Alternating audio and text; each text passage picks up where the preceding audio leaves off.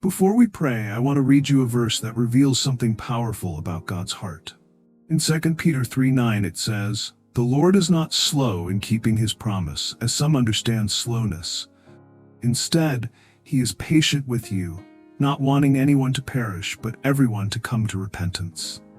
Let that sink in for a moment. God isn't holding back out of indifference, he's holding back out of love. He's not delaying his judgment, he's giving you time. Time to return, time to be healed, time to come home. Maybe you felt too far gone, maybe shame has whispered that it's too late. But this verse says otherwise. It says God is still waiting for you. So stay with me, because before we pray, I want to show you just how much God's patience is actually his invitation and an open door for your restoration. God's mercy isn't delayed, it's deliberate. His patience is not a sign of neglect, but a strategy of grace.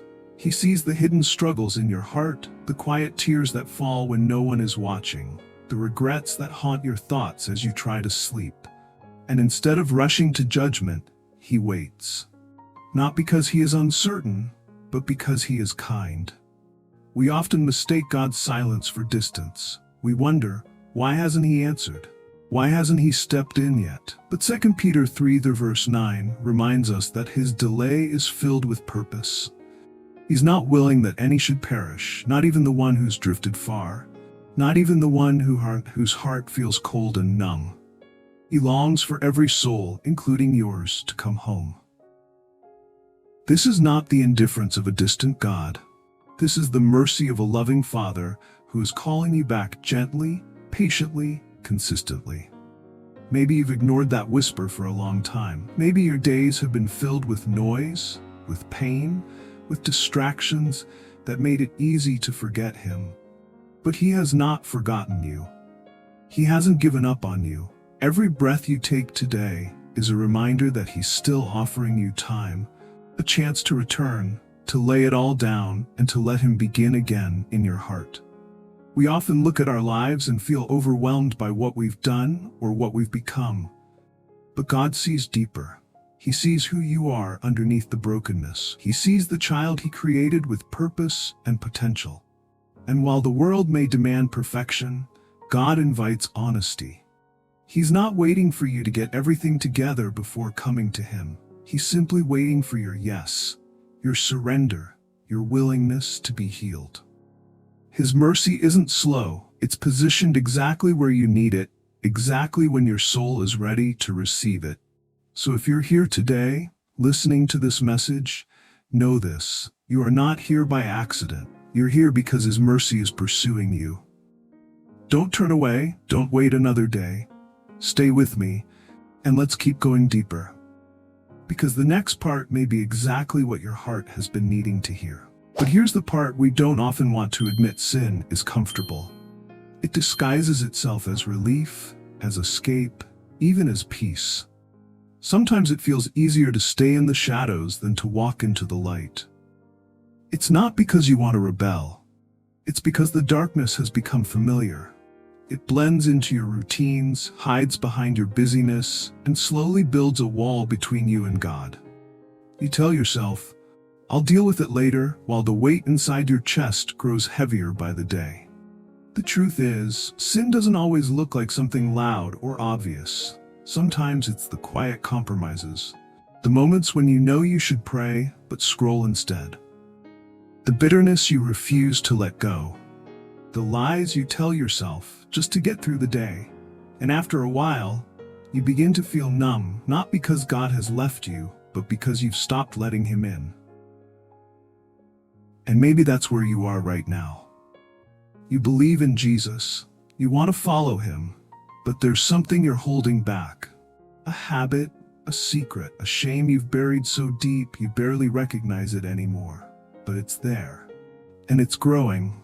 Proverbs 28:13 says, "He who conceals his sins does not prosper, but whoever confesses and renounces them finds mercy." Holding on to sin may feel like control, but in reality, it's bondage. It keeps you from peace. It numbs your spirit. It tells you that you can't change, that this is just who you are now. But that is a lie from the enemy. God doesn't want to shame you. He wants to free you. He's not asking you to be perfect. He's inviting you to be honest. Because it's in confession, not concealment, that healing begins. And when you finally bring that hidden part of your life into the light, something incredible happens. The accusations lose their power. The guilt begins to break. And what once felt impossible to confront becomes the very place God meets you with love. You don't have to carry it anymore. You don't have to fake strength when your soul is breaking. Let God in. Let Him shine His light on every hidden corner. And if you're wondering how, we're about to take that next step together. So why does confession matter so much? Because what you bring into the light, God begins to heal. Confession isn't just about saying, "I did wrong." It's about opening the deepest part of your heart to the only one who can truly cleanse it. It's not punishment, it's freedom. The moment you choose to be honest with God, chains begin to fall. The weight you've been silently carrying, sometimes for years, starts to lift. In 1 John 1:5-7, the Word says, "God is light, in Him there is no darkness at all. If we claim to have fellowship with Him yet walk in darkness, we lie and do not live out the truth. But if we walk in the light, as He is in the light," the blood of Jesus purifies us from all sin. That's not a threat, that's a promise. A promise that if you walk toward the light, even trembling, even ashamed, you will find grace, not judgment. Jesus doesn't push you away for your failures. He embraces you in them, because it's in those very moments of surrender that His love can reach you most deeply. Some people think confession is a weakness, but spiritually, it's the strongest thing you can do. It takes courage to admit where you've fallen. It takes faith to believe that God still loves you in spite of it. But when you do, when you stop hiding and start healing, you make room for His mercy to flow. Your enemy wants you to stay silent. He wants you to keep pretending, to keep isolating, to keep convincing yourself that God won't accept you if you show Him the worst of who you are. But here's the truth: God already sees everything, and still He's calling you. Still He's waiting. When you confess, you break the power of darkness. You silence the shame. You create space for restoration. You don't have to fix everything before you just come. Come broken. Come real. Because in confession, there is no condemnation. There is only love. There is only grace. And there is a Father who runs to you the moment you take that first step. Let today be that step. Don't wait for the perfect moment. This is it, right here, right now. Let's go to God not with fear, but with faith. And let's pray. Now that your heart is open, let's come before God not with fear, but with faith, and pray together. Heavenly Father, I come before you with a heart that can no longer pretend. I'm tired of hiding, I'm weary from running, and I'm broken in ways that only you can heal. You know me, Lord. You see every corner of my heart, even the places I've tried to keep locked away. Nothing is hidden from you, and yet you still call me. You still love me. You still wait for me. Today I stopped running. I stopped pretending. I bring you everything. My sins, my shame, my failures, my doubts. I confess, Lord, that I have turned from your ways. I've allowed the comfort of sin to distance me from your presence. I've listened to the lies that told me I wasn't worthy to return. But I reject those lies today. Because your word says that if I confess my sins, you are faithful and just to forgive me and cleanse me from all unrighteousness. So here I am, God. Forgive me, cleanse me, wash me in the precious blood of Jesus. Take the guilt that has haunted me and replace it with your peace. Take the chains that have held me and break them with your mercy. Take my brokenness and make me whole in you again. Lord, I don't come to you because I deserve grace. I come because I desperately need it. I believe in the power of your love. I believe in the victory of the cross. And I believe that because of Jesus, I don't have to stay stuck in my past. I can rise in your forgiveness. I can walk in your strength. I can live again free, forgiven, and full of hope.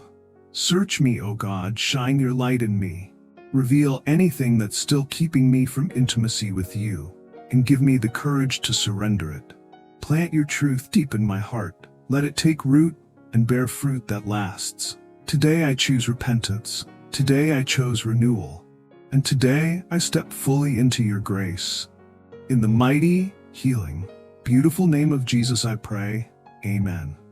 If this prayer touched your heart, type amen in the comments as a sign of faith and stay with me, because there's one more part I need to share with you.